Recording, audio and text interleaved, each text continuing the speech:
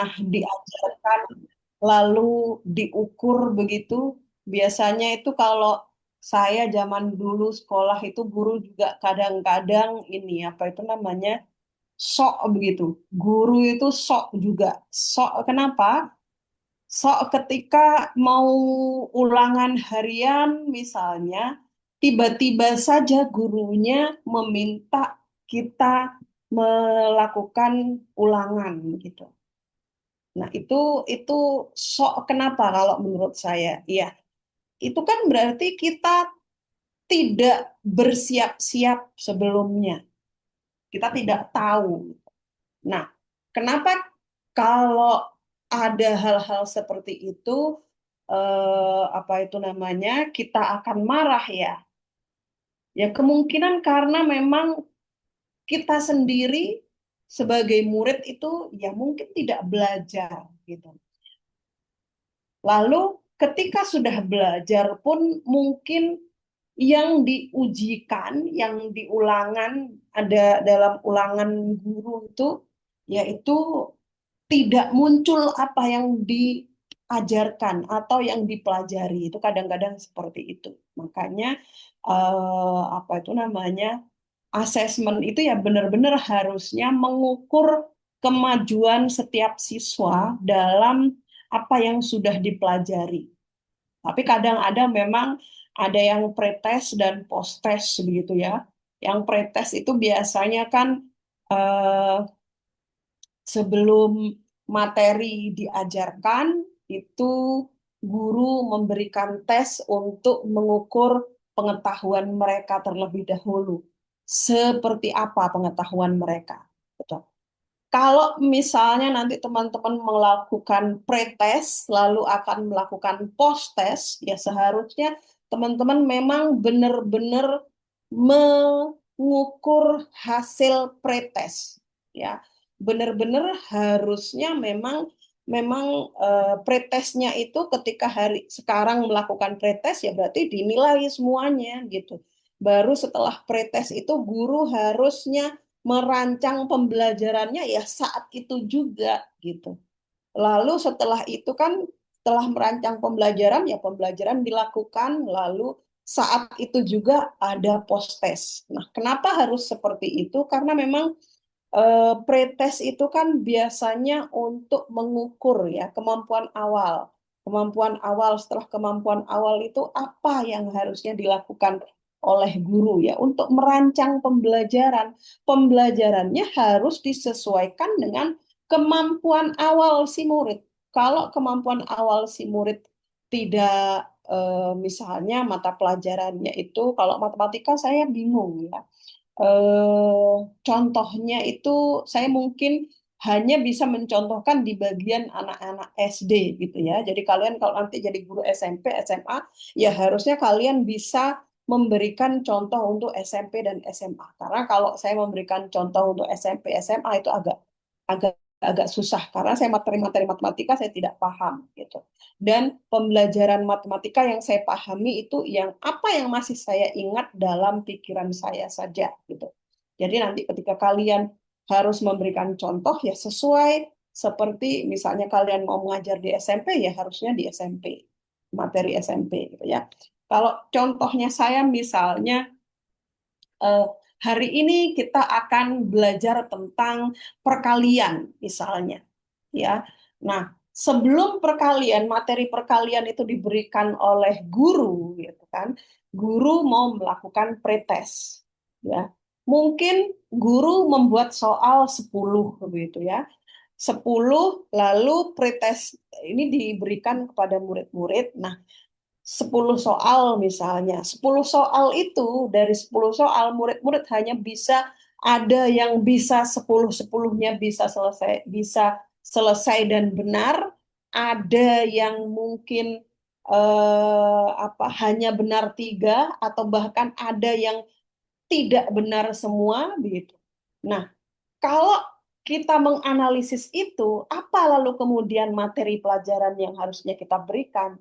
Ya, kalau yang sudah mendapatkan 10-10-nya itu benar, itu tidak perlu kita memberikan pelajaran yang sama di dalam seperti yang ada di dalam pretest.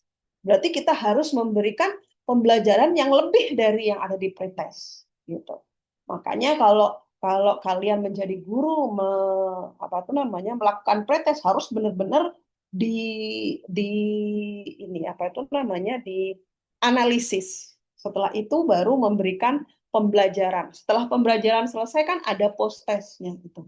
Jadi makanya sebenarnya kalau ada pretest dan post test gitu itu kan untuk memperbaiki pembelajaran gitu ya, memperbaiki pembelajaran yang akan kalian lakukan sehingga asesmen itu benar-benar untuk bagaimana sih pembelajaran kalian itu bisa membuat murid menjadi bisa gitu. Bukan malah pembelajarannya yang kalian berikan itu malah apa itu namanya membebani murid gitu. Itu akan semakin tidak menyenangkan bagi murid. Nah, memang kalau asesmen itu kan tujuannya bukan hanya untuk mengukur hasil ya, tapi memang untuk bagaimana sih prosesnya menginformasikan pengajaran yang tepat. Prosesnya baik itu yang sudah kita lakukan maupun yang sudah dilakukan oleh murid. Bukan hanya murid saja yang diakses, kita sebagai guru juga harusnya diakses gitu. Kalau kalau misalnya kita mengajar tadi perkalian ya, di perkalian ada murid yang tunarungu misalnya. Yang tunarungu itu kok tidak bisa, terus-terusan tidak bisa gitu. Nah, itu harus kita pahami, apakah muridnya yang memang tidak bisa, apakah kita tidak bisa menjelaskan. Itu harus benar-benar kita pahami gitu. Jadi bukan hanya, oh sudah kita coba berkali-kali dengan cara ini, dengan cara itu, dia nggak paham-paham juga. Nah, berarti itu kan kita menyalahkan murid kalau di situ gitu. Jadi kita sebagai guru harus refleksi ya, reflektif terhadap apa yang sudah kita lakukan. Nah, misalnya mungkin cara kita berkomunikasi dengan dia gitu. Mungkin cara penggunaan media yang kita berikan kepada murid itu gitu. Jadi dari berbagai segi. Mungkin cara kita memandang murid itu juga gitu. Kalau kita berpikiran bahwa wah murid itu tunarungu pasti dia tidak akan mendengarkan saya gitu. Biarkan saja apa itu namanya nanti saya belajarnya begini-begini saja gitu. Tidak perlu disesuaikan dengan dia. Nah, itu akan benar-benar muncul di kepala kita bahwa kita memang ya kita seperti tidak akan menyukai dia gitu. Jadi dari situ kita harus benar-benar reflektif gitu ya. Reflektif bagaimana seharusnya kita mengajar. Walaupun kenyataannya sekarang kan memang kalau di Indonesia di sekolah-sekolah yang memang negeri itu kan muridnya 30 itu sudah kelas kecil sekali itu. Maksimal itu kan biasanya 40 atau 50 begitu. Nah, di antara 30, 40, 50 itu ada beberapa murid yang memang berkebutuhan khusus. Nah, ini harusnya kita sebagai guru harus paham murid itu bagaimana. Gitu. Jadi, ketika belajar pun belum tentu yang misalnya di murid 30 itu yang berkebutuhan khusus 3 misalnya. Ini yang berkebutuhan khusus sudah sangat jelas-jelas nyata begitu ya, yang memang memiliki apa itu namanya diagnosis gitu. Tapi di antara yang 27 itu kemungkinan masih ada juga yang tidak memiliki diagnosis. Nah, ini semuanya harus benar-benar kita pahami. Makanya harus ada differentiated instruction gitu. Jadi bukan hanya untuk anak berkebutuhan khusus, differentiated instruction itu, tapi pada individu yang memang mungkin tidak memiliki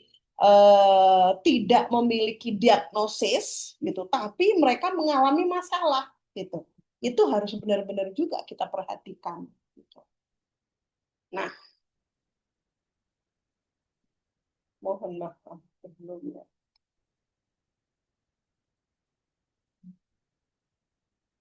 sedang rame di sekitar saya.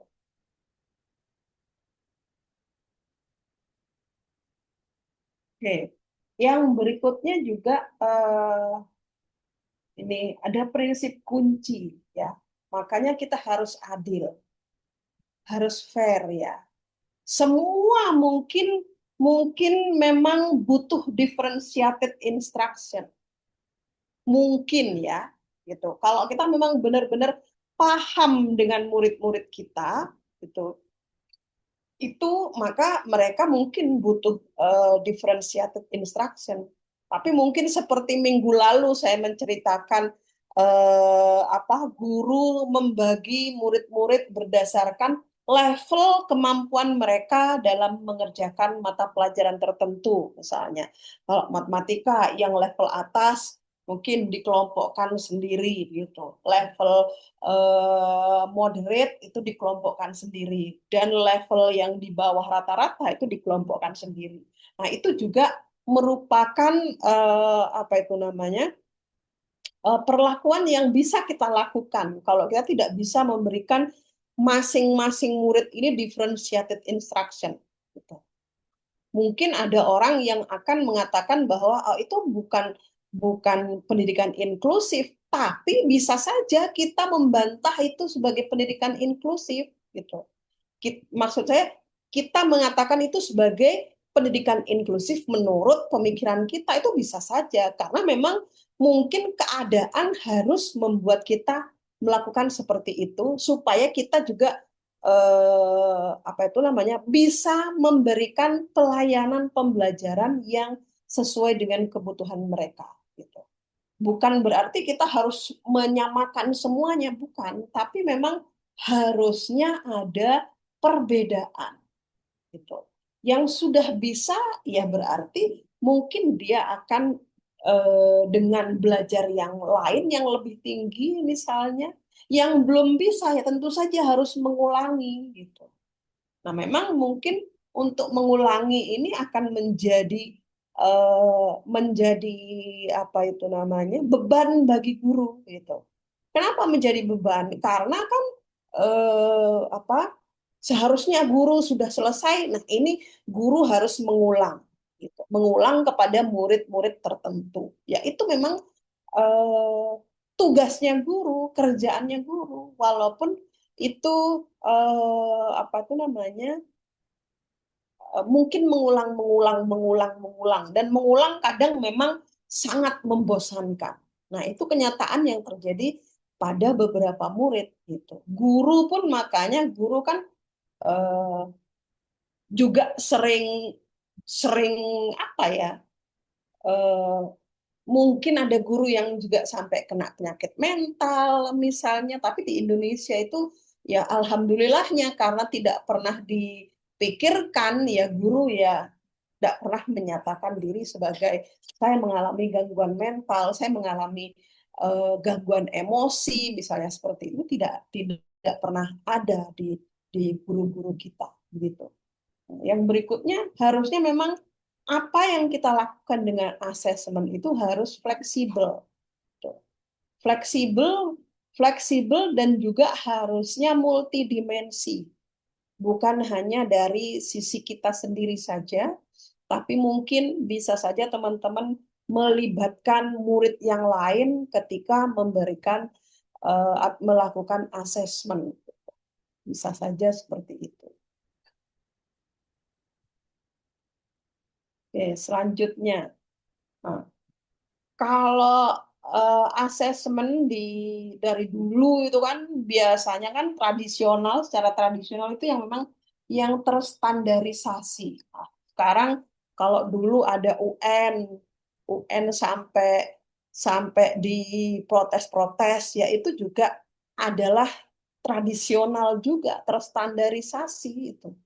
Itu kalau apa itu namanya negara-negara di dunia kan semuanya menggunakan standardized assessment gitu. Assessment yang memang hanya menitik beratkan pada hasil atau skor yang sudah terstandar. Nah, kalau kalian dulu mungkin ada UN begitu, atau mungkin ada apa itu UTBK atau apa itu kan pasti juga ada standar nilai yang harus standar skor yang harus kalian capai untuk lulus gitu. Standar skor ini misalnya ya kalau nilainya sempurna itu kan 10 biasanya ya atau 100 begitu. Atau kalau dalam bahasa Inggris TOEFL atau IELTS itu kan sudah ada standarnya ya. Kalau TOEFL itu misalnya 600 itu sudah sangat bagus sekali. Kalau IELTS misalnya 7 itu sudah sangat bagus sekali gitu.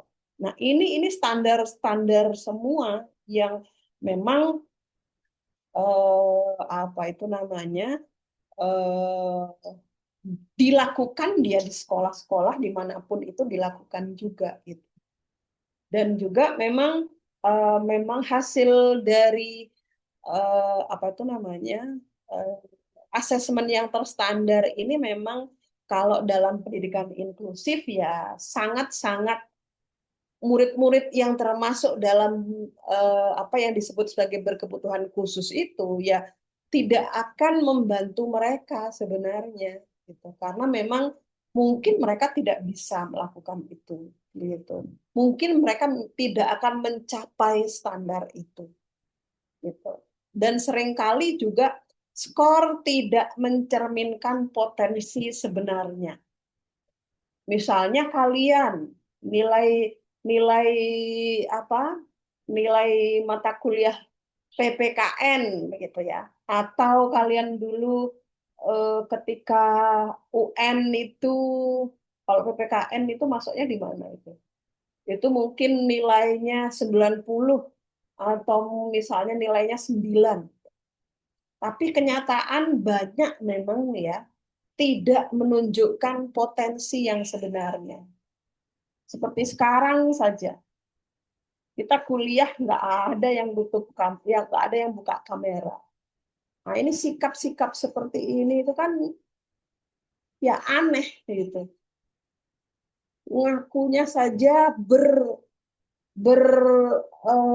apa itu namanya beretika, berperilaku baik gitu. Tapi kenyataannya tidak ada baik-baiknya sama sekali. Nah, itu kan berarti skor itu memang tidak menunjukkan potensi kalian yang sebenarnya. Gitu. Nah, yang sekarang ini kan sudah mulai ke eh, paradigma alternatif, gitu ya. Alternatif itu memang fokusnya lebih kepada proses. Proses pada kinerja, bagaimana murid-murid kita menunjukkan kinerjanya selama proses, gitu ya. Dan juga apa itu namanya dari proses itu kita tahu seharusnya kemajuan masing-masing individu. Kalau dari proses itu kita tidak tahu bagaimana kemajuannya, berarti kita memang salah menjadi guru. Gitu. Kenapa salah? Ya karena mungkin kita hanya ya begitu saja memberikan materi saja tanpa memberikan mengevaluasi, tanpa melakukan observasi, tanpa melakukan apa itu namanya pendekatan-pendekatan kepada murid kita gitu. Nah, itu yang kurang pas. Kalau zaman sekarang di zaman pendidikan inklusif harusnya memang eh, berfokus pada proses, pada kinerja masing-masing murid dan juga bagaimana kemajuan individu yang kita ajari. Nah, memang keunggulannya itu ya memang lebih fleksibel, ya, lebih fleksibel apa yang kita lakukan. Mungkin nilainya ini nanti nilai yang kita berikan juga mungkin tidak disebut sebagai terstandar itu, gitu. Itu banyak sekali yang seperti itu, gitu. Nah, kadang kan banyak juga ketika di sekolah itu kan sekarang ini ada nilai kualitatif itu, nilai yang deskripsi itu, gitu. Nah, itu memang seperti apapun caranya yang kita deskripsikan itu tidak akan bisa terstandar, gitu. Karena kalau terstandar itu kan hanya mengacu pada satu saja biasanya, gitu. Kalau satu sudah salah berarti lain-lainnya juga kemungkinan akan salah. Nah, ini kalau pada anak-anak berkebutuhan khusus, memang mereka berbeda dari segala sesuatunya itu memang mereka berbeda. Dari kemampuan intelektualnya berbeda. Kita juga yang tidak memiliki kebutuhan khusus dalam hal pendidikan itu kita kemampuan berpikir kita itu berbeda-beda antara satu dengan yang lain. Berbedanya dari segi apa? Ya, ketika kita memang apa itu namanya belajar, ya mungkin membaca buku yang sama, tapi kita menganalisis apa yang ada dalam buku itu, ya itu tergantung dari kita. Seberapa kuat kita menganalisisnya. Dari segi apa kita menganalisisnya itu juga akan membedakan kemampuan kita. Gitu. Makanya kalau apa asesmen berdasarkan asesmen-asesmen yang terstandar atau yang tradisional, anak-anak berkebutuhan khusus ini tidak akan masuk ke sana, gitu.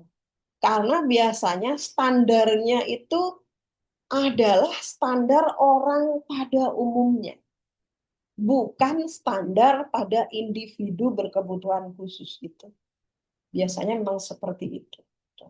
Makanya ketika anak-anak berkebutuhan khusus ini ya banyak juga yang tidak bisa mungkin tidak naik kelas karena harus sama dengan yang tidak berkebutuhan khusus atau tidak lulus gitu karena dianggapnya tidak sama dengan yang eh, apa dianggapnya sama dengan yang tidak berkebutuhan khusus sehingga apa yang mereka miliki sebagai kekurangan itu juga tidak dipikirkan gitu. Makanya kalau terus-terusan menggunakan cara-cara yang terstandar, ya anak-anak berkebutuhan khusus ini tidak akan mendapatkan apapun. Makanya di awal ya memang harusnya ada keadilan, gitu. Fair gitu. Bagi siapapun itu harusnya memang fair. Tapi kenyataannya kan memang eh, kalau apa itu namanya ya, saya tidak paham. Dulu ada semacam pembicaraan gitu atau apa itu namanya yang mahasiswa yang nilainya D itu akan menjadi apa orang yang lebih sukses daripada orang yang nilainya A, mahasiswa yang nilainya A, biasanya seperti itu. Yang berandalan akan lebih sukses daripada yang baik-baik saja. Gitu. Itu lebih banyak sering seperti itu. Buktinya apa ya kalau di Indonesia itu ya DPR begitu. Itu mana yang pinter-pinter kan mungkin hanya 1/10 dari yang goblok-goblok gitu. Gitu. Yang pinter-pinter tidak ada yang menjadi apa anggota DPR. Apalagi kalau di Indonesia yang pinter-pinter biasanya kan diam. Itu makanya skor sering tidak mencerminkan potensi. Itu yang terjadi di Indonesia. Itu makanya ketika mungkin apa eh, tes matematika PISA begitu itu Indonesia selalu ada di bawah itu. Ya itu mungkin karena memang mungkin cara memberikannya juga berbeda. Bukan berarti kita goblok-goblok semua gitu.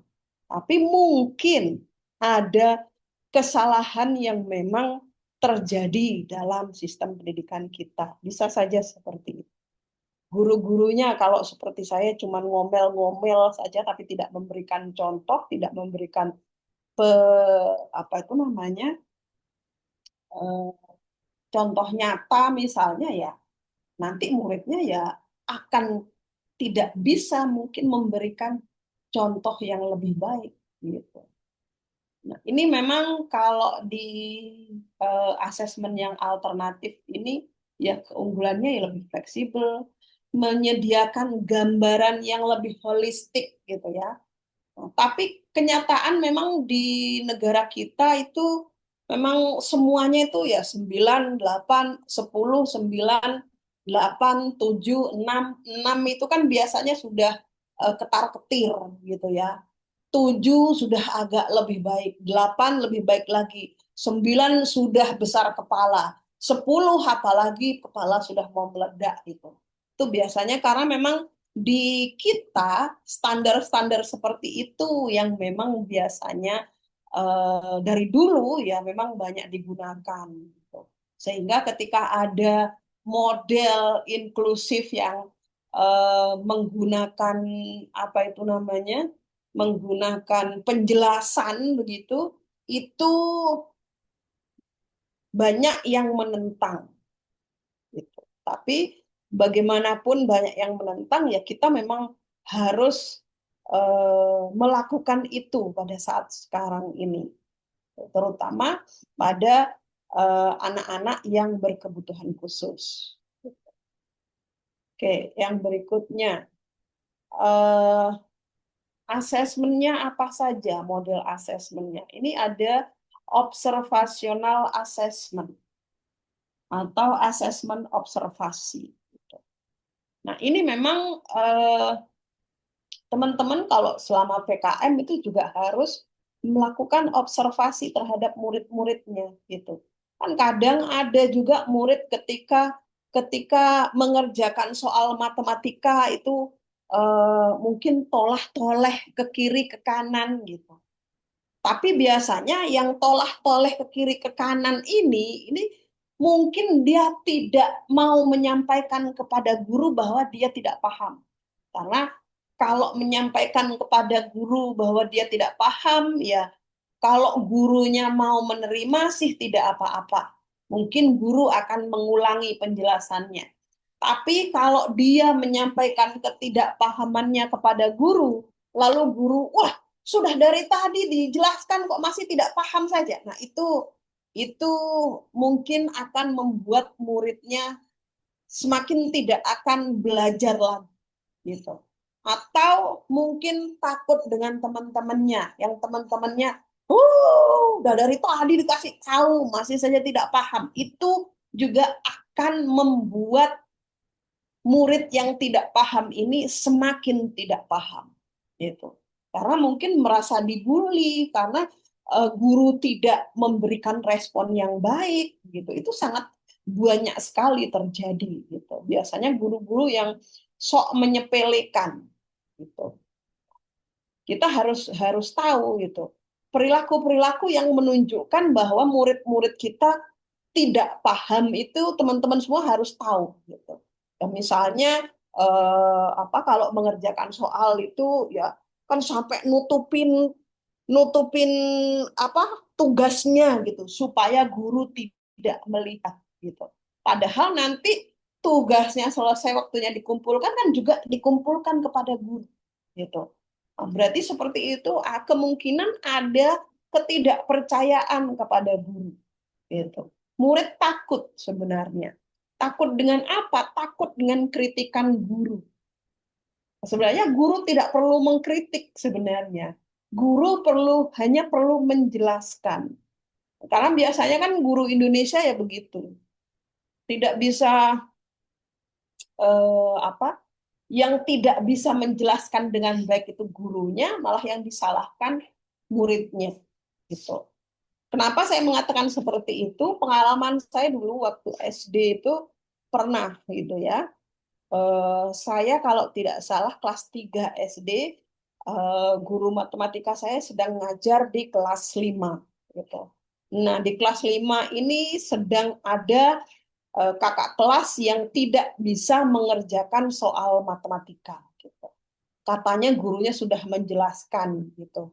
Nah, lama sekali si murid ini tidak bisa menjelaskan juga, tidak bisa menjawab pertanyaan dari guru gitu.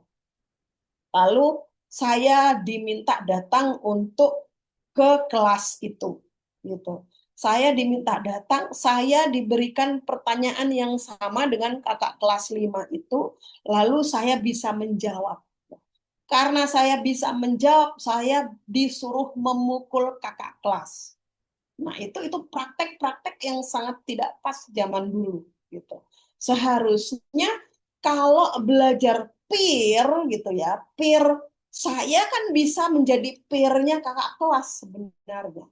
Bisa menjadi teman sebaya kalau saya dikasih tahu bagaimana caranya. Tapi guru malah melakukan seperti itu. Itu tidak pas sama sekali gitu. Kenapa tidak pas ya? Dari segi murid itu kan kasihan sebenarnya. Kenapa saya harus dipukul di depan kelas oleh adik kelas saya?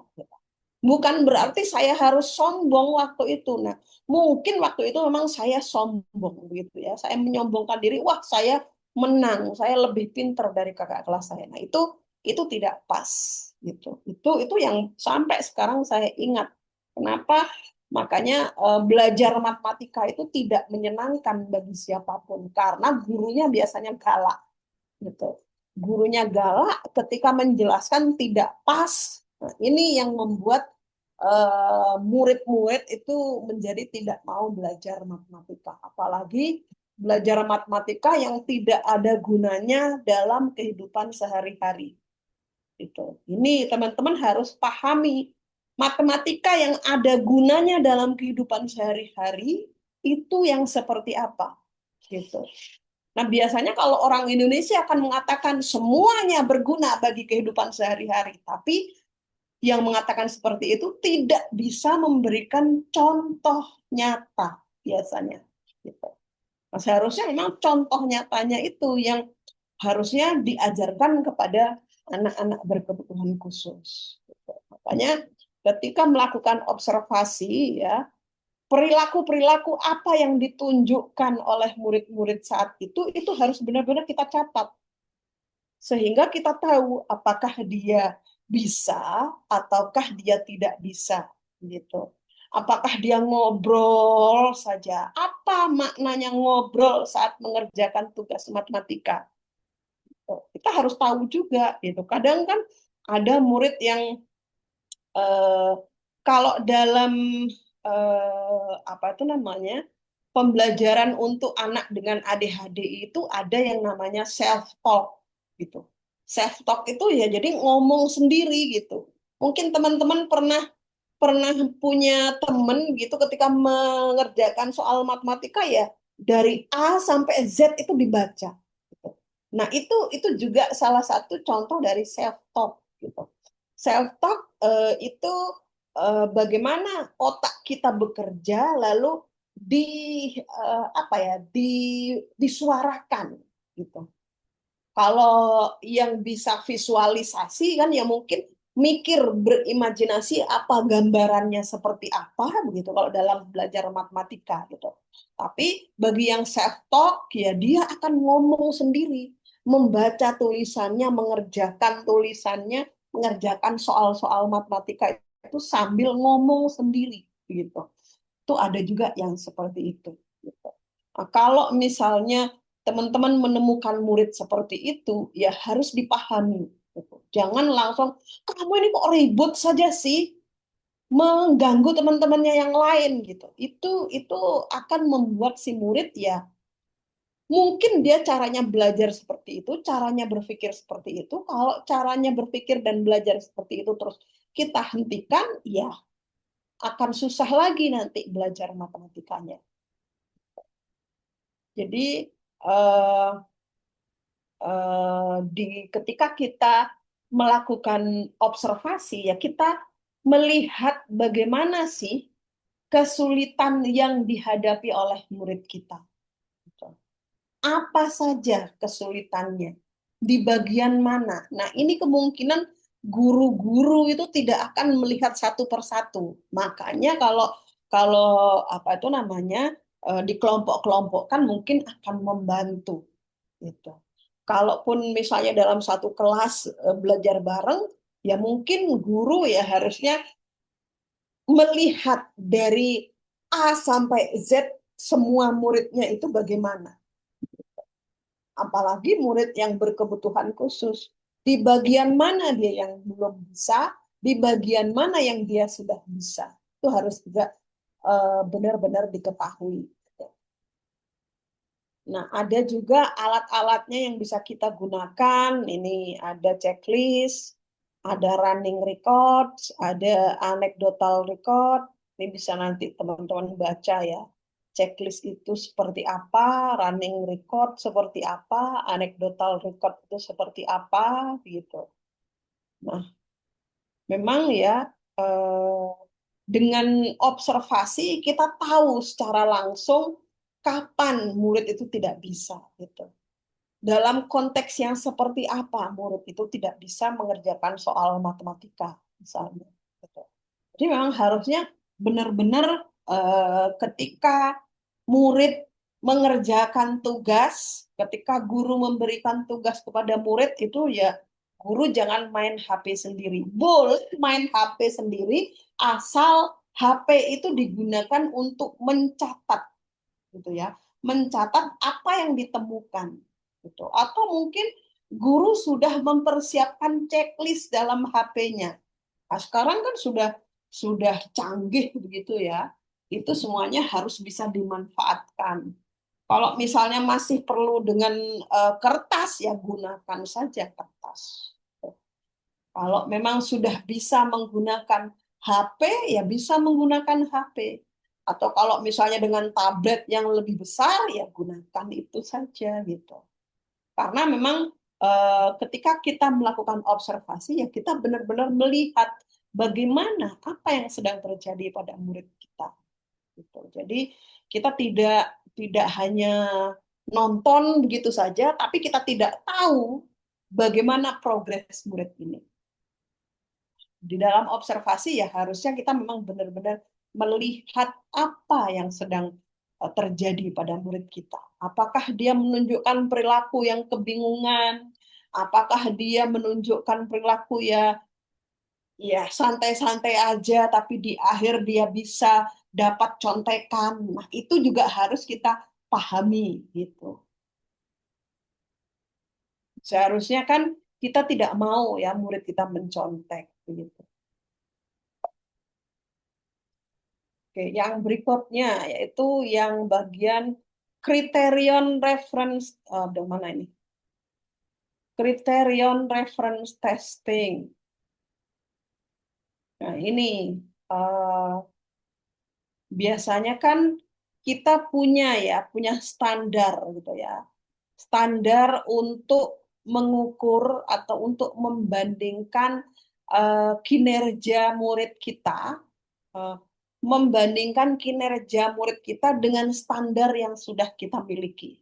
Misalnya, saya lagi-lagi nyontohinnya untuk anak SD ya, matematika apa perkalian. Gitu.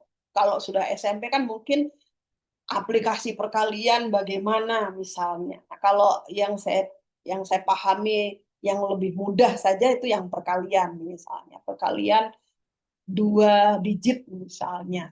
Nah, ini kita kan harusnya punya standar, punya kriteria dalam mengukur keberhasilan murid itu. Makanya dalam dalam CRT atau criterion reference testing kita yang membuat standar itu gitu. Nah, murid kita bandingkan dengan kriteria itu gitu. Bukan membandingkan dengan murid yang lain. Gitu. Jadi eh, apa yang dihasilkan oleh murid itu yang memang berdasarkan standar yang kita buat. Gitu. Kalau misalnya contohnya kita membuat 5 soal dalam eh, perkalian 2 digit misalnya, ya harusnya yang kalau semuanya betul itu kan berarti mungkin nilainya 100 atau mungkin nilainya 10 gitu. Atau bisa saja nilainya 50 atau nilainya 5 tergantung bagaimana standar itu kita buat gitu. Nah, kalau misalnya murid itu belum bisa mencapai 100, belum bisa mencapai 50 atau belum bisa mencapai 10 seperti standar kita yang paling tinggi misalnya. dia baru mencapai berapa. Nah, di situ itu harusnya kita tahu murid ini misalnya baru mencapai 20 dari standar 100 yang sudah kita buat gitu. Nah, kalau belum mencapai 100 itu apa yang kita lakukan? Ya kita mungkin memberikan tambahan pembelajaran, mungkin bisa memberikan pendalaman dengan berbagai macam cara atau dengan berbagai macam bentuk soal misalnya. Atau kita memberikan penjelasan yang mungkin lebih lebih mudah dipahami gitu. Atau kita menggunakan media-media yang mudah untuk diingat oleh murid gitu. Atau mungkin teman-teman dalam pendidikan matematika ada yang lain yang lebih memudahkan. Sebagai guru kan kita harusnya lebih memudahkan supaya murid itu lebih paham.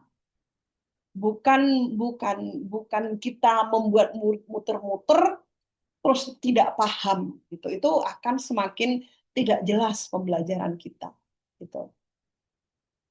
Nah, kalau CRT ini di dalam kelas inklusif harusnya memang ada IEP ya. IEP itu atau PPI. Apa itu? Kalau IEP itu ada biasanya individual education program itu biasanya program untuk 1 tahun begitu. Atau bisa saja itu 1 bulan program yang khusus untuk murid-murid berkebutuhan khusus gitu.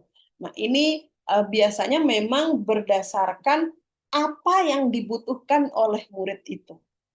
Kalau dia dalam belajar matematika mungkin masih ketinggalan, ya yang ketinggalan itu yang harusnya kita perbaiki supaya dia bisa maju semampu dia saja. Jangan jangan kita harapkan dia mampu seperti yang lain-lain gitu. Itu mungkin agak susah. Jadi seberapapun dia mampunya ya itulah yang dia dapatkan gitu.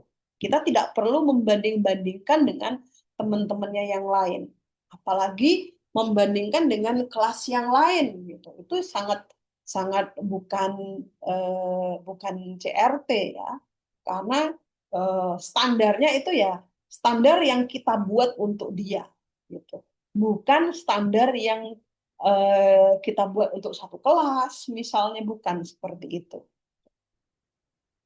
Nah, ini eh, contohnya, siswa harus menguasai 8 dari 10 langkah mencuci tangan. Mohon maaf, ini contohnya malah mencuci tangan. Seharusnya ya matematika, gitu ya. Ini contohnya seperti ini. Siswa harus menguasai 8 dari 10 langkah mencuci tangan sebelum lulus ke modul berikutnya. Nah, kenapa saya tidak memberikan contoh di matematika? Ya, ini nanti akan menjadi tugas kalian di akhir pertemuan ini. Ya.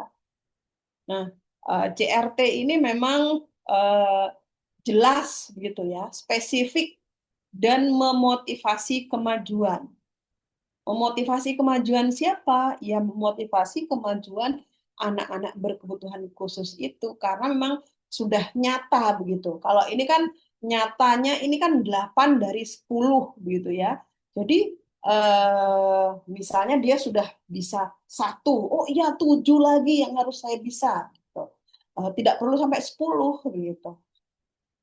1, oh besok bisa 2, oh berarti saya sudah bisa 2, besoknya lagi 3, oh berarti saya sudah bisa 3, atau hari ini 1, besok dia sudah mencapai 5, itu sudah kemajuan bagi dia gitu. Bukan harus selalu mendapat dari 8 langsung bisa dapat 8 gitu. Itu harusnya memang stepnya itu memang lambat begitu ya. Memang juga akan lama gitu. Tapi bagi individu tertentu, individu yang misalnya memang memiliki kemampuan intelektual yang di atas rata-rata atau yang cerdas dan berbakat itu ya kita harus memberikan standar atau membuat standar yang lebih tinggi untuk dia. yang lebih tinggi dari yang lain misalnya. Atau kita menstandarkan benar-benar hasil dari apa yang biasa dia lakukan gitu. Kalau di matematika misalnya dia seharusnya sudah ke pembagian, bukan lagi di perkalian. Berarti dia eh, apa itu namanya belajarnya harus lebih tinggi, lebih ke misalnya kalau kalau yang paling urutannya bagaimana sih kalau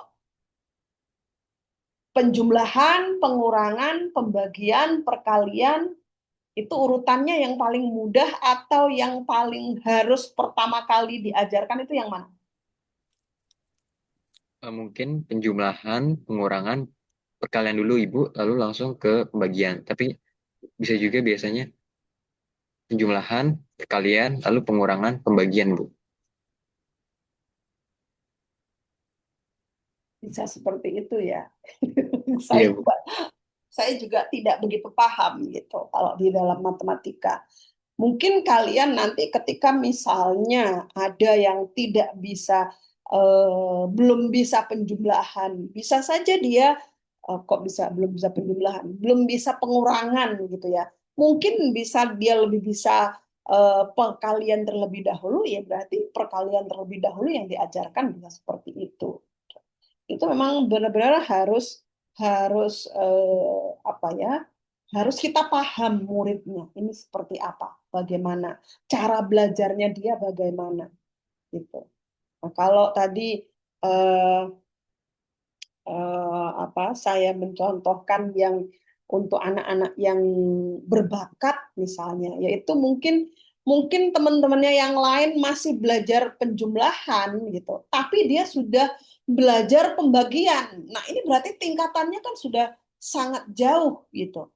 Bisa saja dari penjumlahan, pengurangan, perkalian, pembagian, atau bisa saja penjumlahan perkalian, pengurangan dan pembagian. Tapi lebih memang levelnya pembagian itu kan lebih lebih tinggi dari levelnya penjumlahan, pengurangan dan perkalian.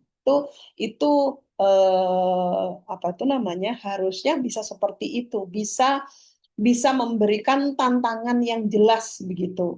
Bisa membuat murid lebih mudah mau belajar yang harusnya memang sesuai dengan kemampuannya dia gitu.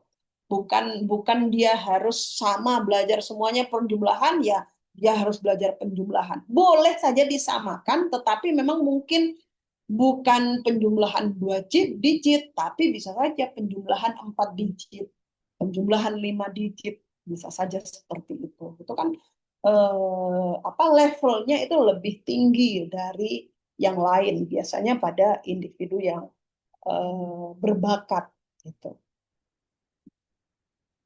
Oke, yang berikutnya. Ini kurikulum based assessment ya. Kurikulum based assessment itu memang eh, pengukuran yang kita lakukan itu berdasarkan materi dan tujuan dari kurikulum dari materi yang kita berikan setiap hari. Misalnya eh, hari ini belajar pembagian misalnya. Ya, materi pengukurannya itu berdasarkan materi pembagian yang kita ajarkan hari ini gitu. Bukan lagi misalnya materinya besok atau materi yang kemarin gitu. Tapi yang jelas memang materi-materi yang ada dalam kurikulum yang kita ajarkan hari itu. Itu kurikulum based assessment memang seperti itu biasanya. Kalau dalam matematika ya berarti memang materi-materi pembelajaran matematika apa ke, ke apa itu namanya keterampilan ataupun pengetahuan yang harusnya dipahami oleh murid pada hari itu. Nah, itu yang eh, kita assess berdasarkan materi yang ada dalam kurikulum misalnya yang kita berikan hari itu juga gitu. Karena saya belum begitu paham apa saja materi yang harus ada di yang harus dipelajari oleh murid-murid SD, SMP, SMA, makanya saya tidak memberikan contoh yang pas gitu ya, contoh soalnya seperti apa begitu. Itu nanti teman-teman eh, harus membuat contoh-contoh untuk kurikulum based assessment, CRT yang tadi juga untuk di kelas teman-teman semuanya. Bagaimana penerapannya? Ya bisa saja dengan tes ya. Bisa kan biasanya guru ya soal-soal muridnya diberikan, kalau matematika itu kan biasanya ya soal-soal begitu. Soal-soal murid-murid suruh mengerjakan soal-soal yang sudah dibuat oleh guru. Gitu. Itu jarang sekali yang saya tahu guru itu melakukan wawancara ketika pelajar ngetes matematika gitu. Biasanya itu soal dengan paper and pencil itu biasanya seperti itu. Gitu.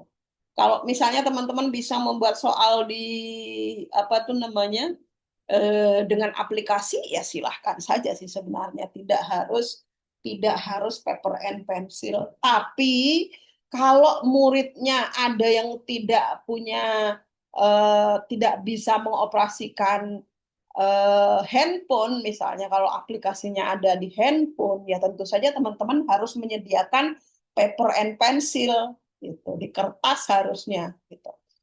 Tapi tidak semua murid, gitu. Ya, harusnya memang benar-benar disediakan juga. Gitu.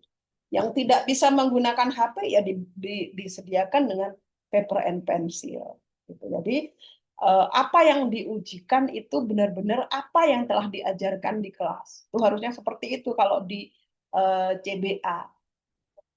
Tidak menguji yang nanti akan diajarkan gitu, atau tidak menguji apa yang kemarin diajarkan, tapi harusnya menguji apa yang hari ini diajarkan gitu. Nah, datanya memang benar-benar data-data yang cepat didapatkan hari itu juga gitu. Untuk membantu guru membuat penyesuaian rencana pembelajaran gitu. Rencana pembelajaran baik itu harian ataupun mingguan. Kalau hari ini didapat ya mungkin untuk besok harusnya seperti apa? Karena biasanya berapa berapa hari matematika diajarkan di sekolah itu dalam 1 minggu. Nggak mungkin 1 hari aja kan? Biasanya lebih dari 1 hari. Gitu. Iya Bu, sepertinya seperti itu. Iya, itu harusnya memang benar-benar ketika hari Senin ada pelajaran matematika dan guru sudah tahu hasil belajar murid hari ini, uh, besok lagi misalnya hari Rabu ada matematika lagi, ya guru berdasarkan data yang diperoleh di hari Senin, guru harusnya mengubah bagaimana caranya supaya murid lebih mudah memahami, supaya murid juga bisa lebih mudah apa itu namanya, lebih mudah keterampilannya dalam hal matematika, bisa lebih berkembang. Apa yang dilakukan oleh guru berdasarkan data hari Senin di hari Rabunya diaplikasikan gitu. Dan memang memang sulit bagi guru. Kenapa sulit? Guru kan tidak hanya mengajar satu kelas. Bisa saja 1 minggu guru mengajar 5 atau 10 kelas gitu. Ya memang itu beratnya jadi guru gitu. Jadi harus benar-benar menganalisis, memperbaiki apa tuh namanya rencana pembelajarannya begitu. Nah kalau di Jakarta itu kan murid-murid sekolah dari jam 6:30 sampai eh, mungkin jam 1 pulang, mungkin jam 2 pulang, atau mungkin jam 3 pulang, dan yang jelas gurunya pulang kan jam 3 gitu.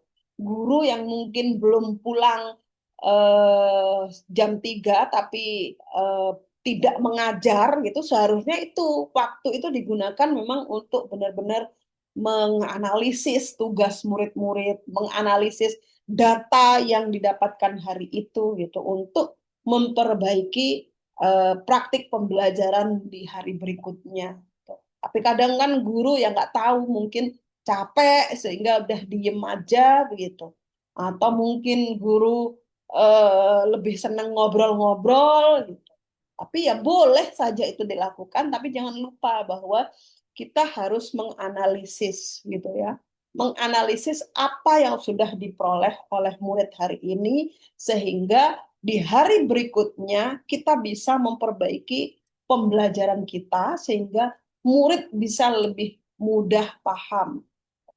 Apalagi kalau ketemu murid-murid yang berkebutuhan khusus. Berarti kita mengajarnya harus ekstra.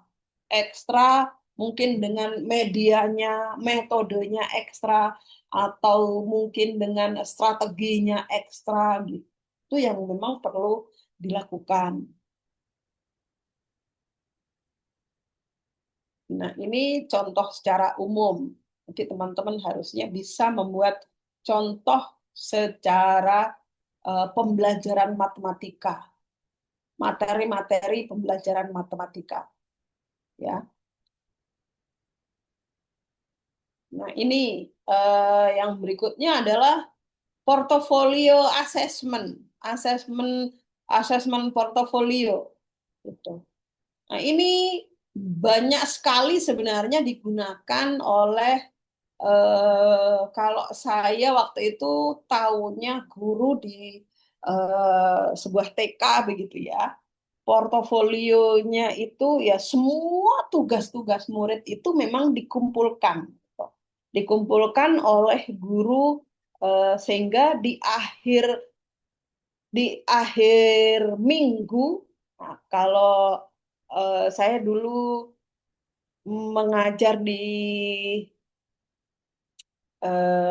ikut-ikutan mengajar begitu ya, bukan benar-benar mengajar, tapi saya membantu mengajar gitu di satu TK. Sekolahnya hanya 5 hari dari Senin sampai Jumat gitu. Nah, dari tugas-tugas murid dari hari Senin sampai Jumat itu dikumpulkan semua gitu. Di minggu berikutnya itu dianalisis oleh guru. Apa yang sudah terjadi kepada murid yang berikutnya, nanti kan ada laporan gitu.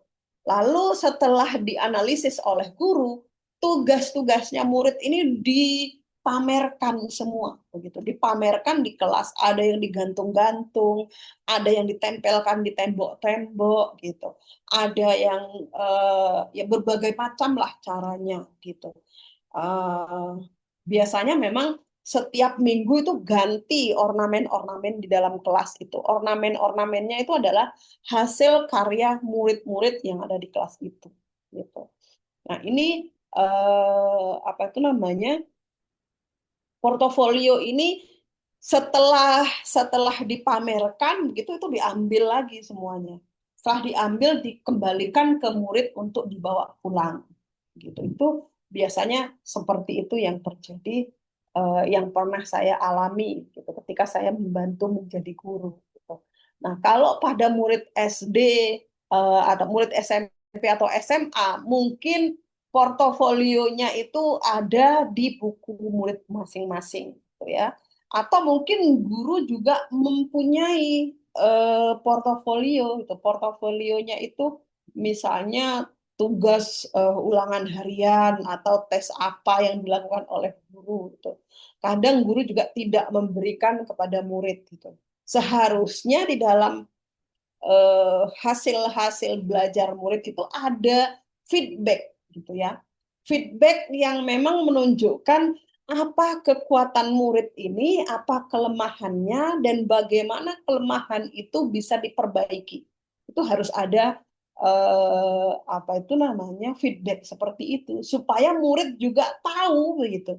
Murid juga belajar di mana kesalahannya, di mana sudah baiknya dia. Nah, salah itu seharusnya apa yang harus dilakukan. Nah, kebanyakan kalau di sekolah kita, dulu saya dari SD, SMP, SMA, pelajaran matematika tuh nggak pernah ada hal-hal seperti itu. Gitu. Jadi, eh, kalau nilainya 20 ya tidak pernah tahu saya kesalahannya itu seperti apa. Hanya di bagian misalnya nomor 1 dikasih X sebagai tanda salah. Gitu.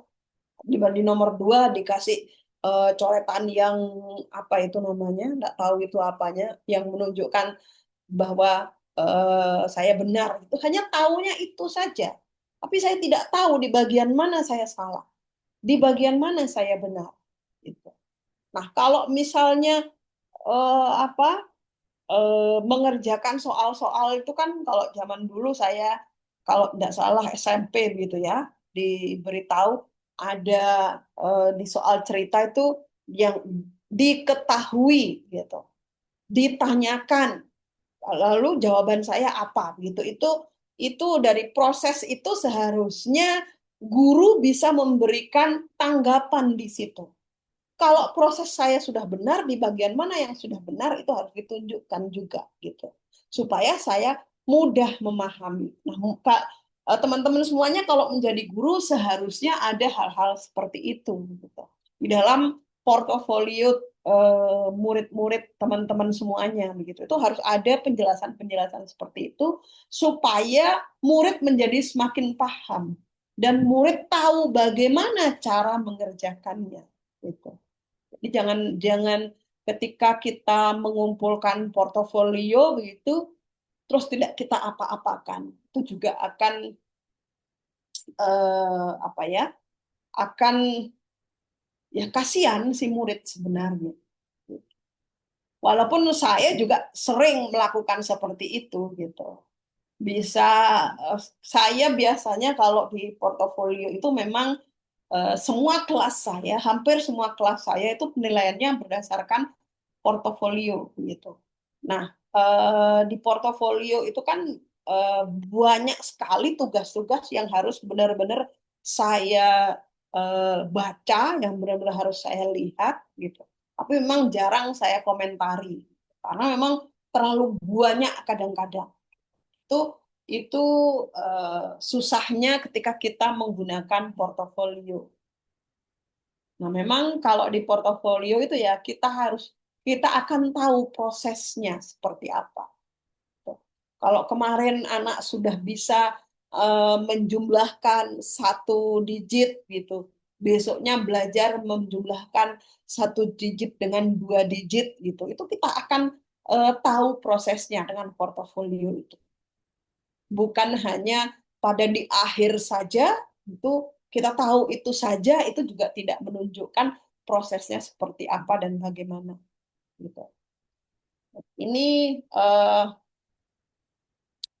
siswa dapat memilih dan merefleksikan pekerjaan terbaik mereka gitu. Jadi dari berbagai macam portofolio yang kita kumpulkan, mungkin ada satu yang memang sangat disukai oleh murid, ya murid bisa merefleksikan pekerjaannya itu gitu. Jadi tidak tidak semua harus direfleksikan. Itu pilihan pilihan yang bisa kita berikan kepada murid kita. Nah, bisa saja berbagai macam ya caranya, ada juga ada tugas proyek, ada yang bisa kita kumpulkan juga draft tulisan, ada gambar, ada rekaman, ada refleksi diri. Ini berbagai macam cara yang bisa kita gunakan dalam asesmen portofolio untuk murid-murid kita. Ya memang dengan semua ini kita ya kalau jadi guru memang tidak bisa tidur. Itu yang terjadi. Apalagi kalau nanti saya gitu ya apa ketika memberikan penilaian ya dibatasi waktunya 2 minggu. Nah itu yang benar-benar ya nggak bisa ngapa-ngapain, sudah memang benar-benar harus memberikan penilaian.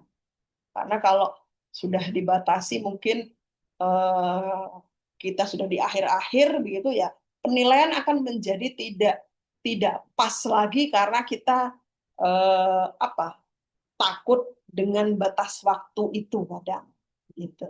Jadi ketika menggunakan asesmen portofolio ini memang ketika murid sudah memberikan tugasnya kepada kita ya kita harus melihatnya segera. gitu. Harus memberikan tanggapan dengan segera supaya tidak menumpuk sampai kita tidak paham apa tugas itu. Itu jangan sampai seperti itu. Walaupun itu memang sangat berat sekali. Yang berikutnya juga ada eh, prosedur asesmen alternatif yang lainnya. Nah, ada performance assessment, ya. Performance assessment mengukur kemampuan siswa untuk menerapkan pengetahuan melalui tugas. Nah, ini tugas otentik ini agak susah sekali sebenarnya. Otentik itu kan memang benar-benar harusnya dari apa itu namanya murni dari siswa itu sendiri gitu. Tapi kan kadang ini mungkin akan sama dengan yang lainnya ya mungkin tidak apa-apa begitu ya. Bisa saja murid itu bisa memilih presentasi, bisa memilih simulasi, bisa juga memilih dengan presentasi dengan video gitu. Itu izinkan saja kalau memang murid lebih memilih sesuai kemampuannya masing-masing. Tidak setiap murid harus dipaksa untuk misalnya semua presentasi gitu atau semua simulasi gitu. Itu juga akan membuat apa mungkin tidak semua murid akan mau. Alangkah baiknya juga kalau guru memberikan pilihan-pilihan gitu. Sehingga ketika tugas itu diberikan kepada murid, murid bisa apa itu namanya menunjukkan hasil akhirnya itu sesuai kemampuannya dia, pasti murid akan menjadi sangat excel gitu. Sangat bagus sekali kalau sesuai dengan kemauannya dia. Tapi kadang ada juga yang memang guru tidak mau repot-repot ya misalnya semuanya presentasi begitu. Itu eh, apa itu namanya? Yaitu guru yang tidak mau repot seperti itu. Kalau semuanya presentasi kan gurunya hanya membuat satu rubrik saja untuk semua presentasi itu gitu. Kalau misalnya murid eh, ada yang mau presentasi, ada yang mau simulasi, ada yang mau dengan video, atau ada yang mau dengan menulis. Kan berarti di situ guru harus membuat rubrik penilaian itu sesuai dengan apa yang dimaui oleh murid, apa yang dipilih oleh murid. Gitu. Itu memang apa itu namanya akan menyusahkan guru, gitu ya. Yang berikutnya juga ada wawancara. Ya, wawancara bisa digunakan sebagai alternatif assessment. Ya. Wawancara baik itu yang terstruktur ataupun tidak terstruktur. Gitu. Apalagi kalau misalnya pada murid yang memang mengalami gangguan untuk menulis, gitu. Murid yang disleksia misalnya atau disgrafia begitu yang tulisannya mungkin tidak bagus, tidak bisa dibaca oleh gurunya sehingga mungkin kalau tulisannya jelek mungkin tidak akan bisa dinilai begitu sehingga kalau tidak bisa dinilai kan jadi nilainya menjadi nol misalnya. Nah, itu lakukan dengan wawancara saja gitu. Karena kan memang memang kalau murid yang disgrafia dipaksa gitu, dipaksa menulis ya, memang harusnya guru paham gitu. Paham bisa memahami bagaimana maksud dari tulisan itu gitu. Tapi kalau guru tidak paham dengan tulisan murid itu, ya sudah tahu muridnya disgrafia gitu. Lalu guru tetap memaksa menulis gitu, memaksa muridnya menulis ya. Itu tidak fair bagi mereka gitu. Kenapa tidak fair? Ya karena guru hanya akan mengacu penilaiannya pada apa yang ditunjukkan oleh murid, apa yang ditulis gitu. Kan kalau disgrafia itu ya mungkin tulisannya tidak bisa dibaca. Kalau tidak bisa dibaca kan guru ya udah kasih nilai paling jelek saja. Itu biasanya paling mudah guru melakukan seperti itu. Gitu. Jadi memang benar-benar harus kita tahu muridnya seperti apa, bagaimana. Gitu. Yang berikutnya rubrik yang differentiated, begitu ya, yang berbeda, rubrik yang disesuaikan dengan apa tujuan dari pembelajaran masing-masing individu. Nah, ini terutama pada anak-anak berkebutuhan khusus gitu ya. Kalau di kelas kalian ada yang autis, apa tujuan khusus pembelajarannya itu? Gitu. Kalau di kelas kalian ada yang tunarungu, apa tujuan pembelajarannya bagi murid tunarungu itu? Gitu. Mungkin tujuannya sama, tapi caranya mungkin yang berbeda. Nah, cara yang berbeda ini juga masuk dalam ketika membuat rubrik ya harusnya memang berbeda begitu. Kalau teman-teman yang tidak berkebutuhan khusus mungkin rubriknya hanya berdasarkan jawabannya gitu. Tapi kalau pada teman-teman yang mengalami kebutuhan khusus mungkin rubriknya itu ditambah dengan hal-hal yang lain misalnya. Jadi memang ketika mengajar individu berkebutuhan khusus itu memang kita bekerja ekstra. Tapi kalau kita memikirkan kerja ekstra terus gajinya nggak ada ekstra, memang nggak ada. Tapi kalau kalian misalnya ya jadi eh, guru les untuk anak-anak yang berkebutuhan khusus, wah itu gajinya pasti ekstra. Gitu. Tapi kalau mengajar di sekolah ya nggak ada gaji ekstra. Tapi kalau kalian mengajar individu berkebutuhan khusus, gajinya ekstra biasanya. Mengajar guru, jadi guru les, jadi guru les misalnya, guru les belajar matematika untuk anak berkebutuhan khusus, wah itu eh, orang tua pasti mau bayar berapapun. Misalnya kalian eh, apa tuh namanya?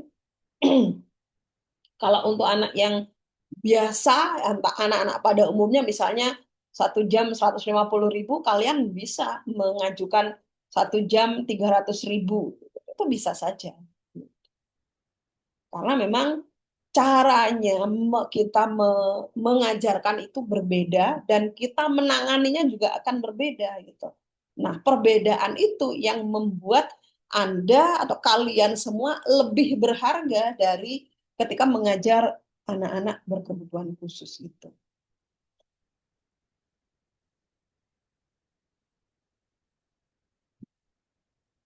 Oke, yang berikutnya adalah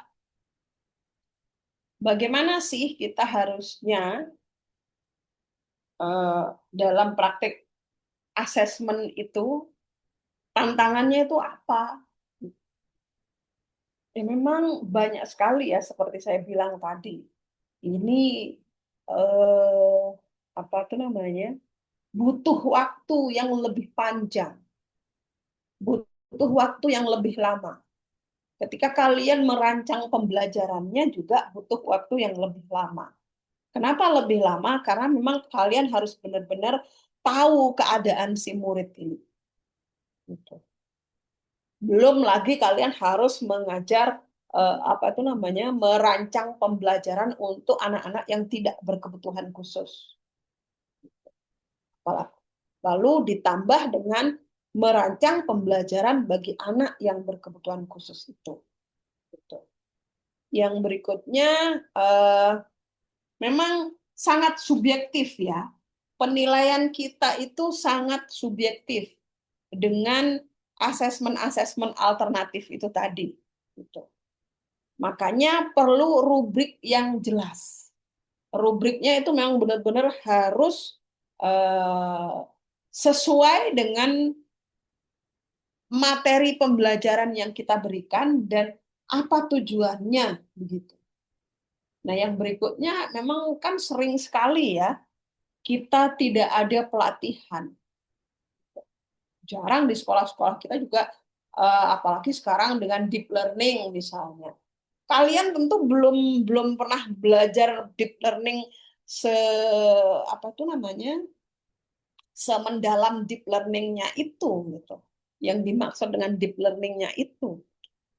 Sekarang ketika kalian belajar harus membuat RPP yang eh, berdasarkan deep learning itu. Itu kan kalian harus belajar ulang, mempelajari dari awal apa sih deep learning itu. Misalnya seperti itu. Gitu.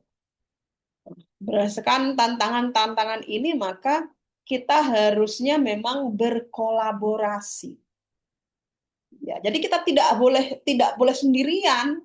Kita harusnya berkolaborasi dengan guru yang memang kalau di sekolah kalian tidak ada guru pendidikan khusus, guru yang menangani anak-anak berkebutuhan khusus, begitu kalian harusnya bisa belajar juga dengan guru-guru di sekolah luar biasa, berkolaborasi dengan mereka. Tanyakan kepada mereka bagaimana sih caranya. Gitu. Yang berikutnya harusnya memang standarisasi rubrik, ya. Rubriknya memang harus benar-benar pas. Pas untuk siapa? Untuk misalnya anak tunarungu bagaimana? Untuk anak tunanetra seperti apa? Gitu. Untuk anak-anak yang autism seperti apa? Untuk anak-anak yang cerdas seperti apa? Itu harus benar-benar terstandarisasi. Gitu. Nah, walaupun tadi kalau di awal kan saya mengatakan standarisasi itu yang kuno begitu, tapi ini memang rubrik ya, bukan hanya nilai-nilai saja, gitu. Tapi rubrik itu biasanya memang apa itu namanya menjelaskan apa yang harus didapatkan ketika murid mendapat nilai 10 gitu. Untuk mendapatkan nilai 10 apa yang harus ditunjukkan oleh murid? Untuk mendapatkan nilai 9, apa yang harus ditunjukkan oleh murid? Itu harusnya benar-benar ada rubrik yang menyatakan itu semua.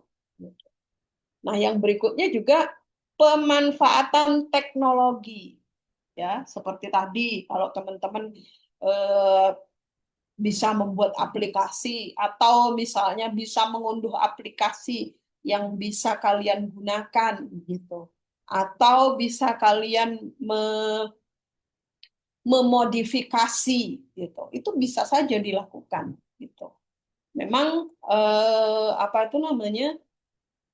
Asesmen alternatif ini sangat-sangat me, apa ya? Ya menjengkelkan, ya memang kita harus kita lakukan gitu. Kalau kita tidak lakukan juga ya kasihan sebenarnya anak-anak berkebutuhan khusus itu. Gitu. Oke, yang berikutnya ini adalah kesimpulan.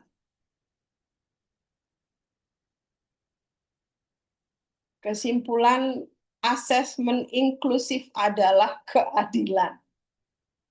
Ya, memang harus fair ya untuk semua murid. Kalau zaman dulu ada gambar-gambar misalnya monyet, kura-kura, sapi, gajah harus naik pohon yang sama. Siapa yang akan jadi nomor satu? Gitu. Ya pastilah monyet ya. Kura-kura pasti paling akhir misalnya. Atau gajah pasti tidak akan bisa naik gitu. Mungkin gajah akan merubuhkan. Nah, itu sistem pendidikan di tempat kita itu dari dulu modelnya seperti itu. Tidak adil bagi beberapa individu atau mungkin bagi kita semua sebenarnya tidak adil gitu.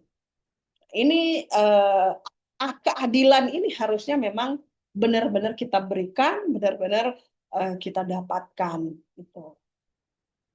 Terutama kita berikan kepada individu yang berkebutuhan khusus ataupun semua harusnya kita berikan asesmen yang berkeadilan gitu. Nah, harusnya asesmen yang efektif dalam pendidikan inklusif harus fleksibel, harus berkesinambungan dan fokus pada kekuatan masing-masing individu.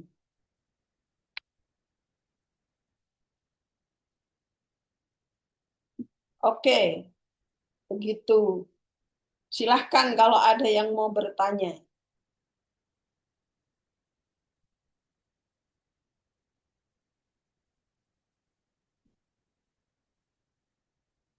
Kalau tidak ada yang bertanya, Permisi Ibu, Eh, iya, saya izin bertanya. Jadi saya punya pengalaman nih. Kok apabila nih kan misalkan saya mengajar di sekolah umum misalkan ke sekolah negeri misalkan, tapi anak berkebutuhan khususnya itu kan pasti ada ya, walaupun sekolahnya umum, walaupun bukan status sekolah itu SLB. Nah, kalau dari pengalaman saya di di sekolah PKM itu kan pasti kan ada anak berkebutuhan khusus juga. Nah, tapi yang berkebutuhan khusus itu cuma satu atau dua siswa. Karena kan setiap kelas itu jumlah siswanya kan 33 sampai 36 siswa ya per kelas itu, dari kelas 7, kelas 8 dan kelas 9. Itu 33 sampai 36 siswa. Tapi yang status anak berkebutuhan khususnya itu yang saya observasi di salah satu kelas hanya satu sampai dua siswa. Nah, itu eh, apa cara cara membuat rubrik penilaian kan, kan kita bahas penilaian ya. Nah, itu cara buat akses rubrik penilaian rubrik penilaian, terus asesmen, terus metode pembelajaran yang digunakan, apakah bisa saja secara umum atau untuk anak berkebutuhan khusus memang dihususkan berbeda, Ibu, atau untuk satu kelas aja gitu secara umum nanti anak yang berkebutuhan khusus itu akan dibimbing lebih, eh, istilahnya dibimbing lebih perhatian saja Ibu. Apakah seperti itu? Jadi maksudnya gini ya, materi pembelajarannya itu mulai dari kan tadi asesmen, terus kayak rubrik penilaian dalam pembelajaran, apakah secara umum untuk satu kelas atau untuk anak yang status ABK-nya itu dibuat metode pembelajaran yang berbeda, atau bisa saja dibuat secara umum, tapi si anak yang berkebutuhan khusus itu memang butuh lebih perhatian, memang butuh lebih perhatian aja dalam belajar. Kan memang anak berkebutuhan khusus ini, anak yang status ABK-nya itu kan memang ada umumnya kan keterbatasan dalam belajar. Nah, menurut Ibu seperti apa dalam tiga pilihan saya tadi kalau dalam apa sih namanya, dalam melaksanakan pembelajaran di kelas, di pembuatan asesmennya. oke. Terima Hmm. kasih Bintang. Ya, kalau Bintang sudah tahu di kelasnya ada yang berkebutuhan khusus, begitu ya, harusnya memang asesmennya itu berbeda, gitu. Tapi ketika Bintang tidak tahu bahwa di kelasnya itu ada yang berkebutuhan khusus, berarti asesmen secara umum, asesmen atau evaluasinya itu secara umum, ya. Nah, di asesmen secara umum ini, kalau di pertemuan awal atau kedua itu saya menceritakan tentang MTSS, begitu ya, atau ada RTI, gitu. Nah, sebenarnya prinsipnya sama dengan MTSS atau RTI itu gitu. Di awal kalau Bintang tidak tahu muridnya ini siapa, yang mana yang berkebutuhan khusus, ya semua asesmen itu disamakan gitu. Tetapi dari hasil asesmen yang Bintang dapatkan itu kan mungkin ada yang apa itu namanya, kok ini dapat dari 2 kali asesmen kok selalu dapat 20. atau selalu dapat nol. Nah, ini harus dicurigai. Yang dapat nilainya buruk-buruk begini, ini harus kita curigai gitu. Nah, kalau kita sudah tahu ada yang nilainya belakangan terus, yang di bawah target gitu, itu kita harus paham gitu. Apakah ini memang dia berkebutuhan khusus atau tidak berkebutuhan khusus? Berkebutuhan khusus yang kalau di dalam kajian pendidikan khusus itu ya ada tunanetra, ada tunarungu, ada tunagrahita gitu. Tapi sekarang ini ada juga yang mereka mengalami gangguan mental begitu. Itu kan tidak terlihat jelas gitu ya. Mungkin kita belum tahu apakah dia ada diagnosisnya atau tidak gitu. Seharusnya kalau yang di tunarungu, tunanetra, tunagrahita, tuna apapun itu harus sudah ada diagnosisnya gitu. Kalau tidak ada diagnosisnya, ya kita bisa saja memperlakukan secara sama. Tapi kalau sudah ada diagnosisnya, harus dibedakan. Gitu. Makanya rubriknya itu ya harus berbeda. Harusnya eh, pembelajarannya kalau dia memang tidak mengalami gangguan intelektual, mungkin pembelajarannya lebih mudah misalnya. Atau mungkin sesuai kemampuan intelektual dia itu seperti apa. Jadi kita harus tahu apa itu namanya pengetahuan yang ditunjukkan, keterampilan yang ditunjukkan kita harus tahu gitu. Taunya dari mana? Ya dari hasil asesmen awal itu, gitu ya. Dari bukan hasil asesmen awal di saat masuk sekolah, tapi mungkin hari ini Bintang menjadi gurunya mengajar matematika saat ini. Nah, saat ini juga Bintang mengadakan tes, Bintang juga mengadakan wawancara misalnya, atau Bintang juga mengadakan observasi, melakukan observasi terhadap murid-muridnya. Nah, dari data-data itu kita harusnya akan tahu setelah kita analisis gitu.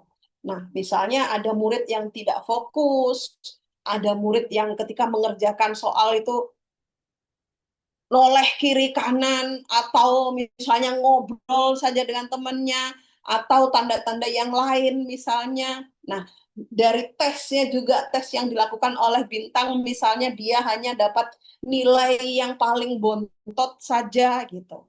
Nah, ini harus kita curigai seperti itu. Kalau kita sudah curiga berarti kita harusnya sudah membuat pembelajaran yang berbeda untuk dia.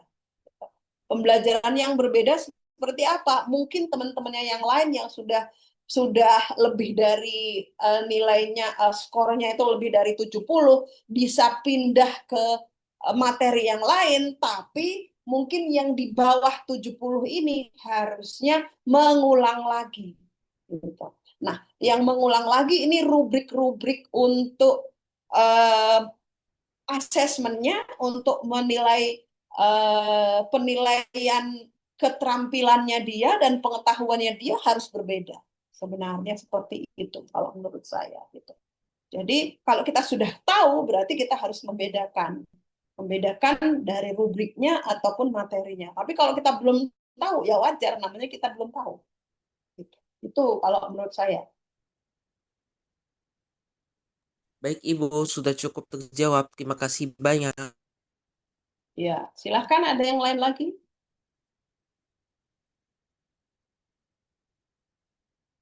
Oke, sekarang sudah jam 9 sih sebenarnya. Ya. Saya pikir saya cukupkan sampai di sini ya. Sekitar sampai di sini saja.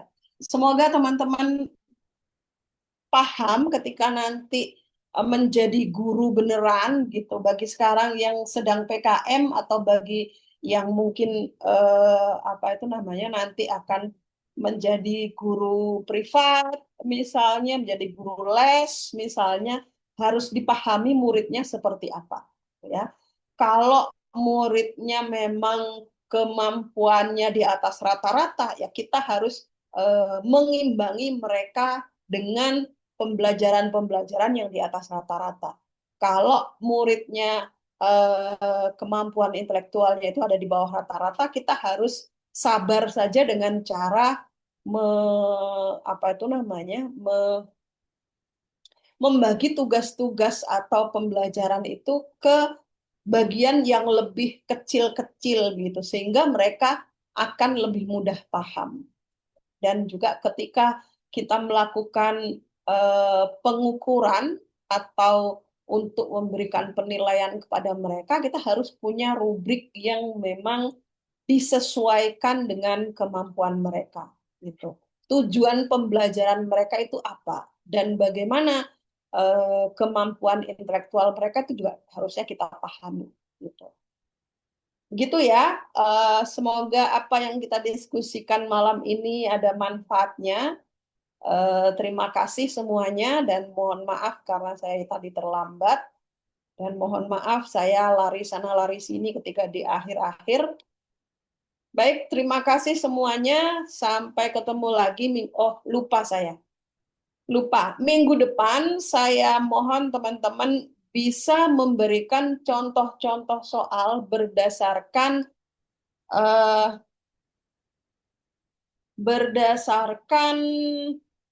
ini. Apa itu namanya? Bisa membuat instrumen untuk asesmen observasi, bisa juga memberikan contoh soal-soal dengan CRT atau Criterion Reference Testing, juga soal-soal untuk kurikulum based assessment dan juga portofolio gitu ya. Jadi minggu depan teman-teman semuanya harus mempresentasikan apa yang sudah dipahami dari asesmen dari contoh dengan contoh-contoh soal yang sudah harus dibuat. Semuanya, bukan hanya 1-2 saja. Baik, begitu ya. Terima kasih semuanya. Selamat malam. Assalamualaikum warahmatullahi wabarakatuh. Waalaikumsalam Waalaikumsalam warahmatullahi wabarakatuh. Terima Bu. kasih, Bu. Oke. Waalaikumsalam warahmatullahi wabarakatuh. Terima kasih, Bu.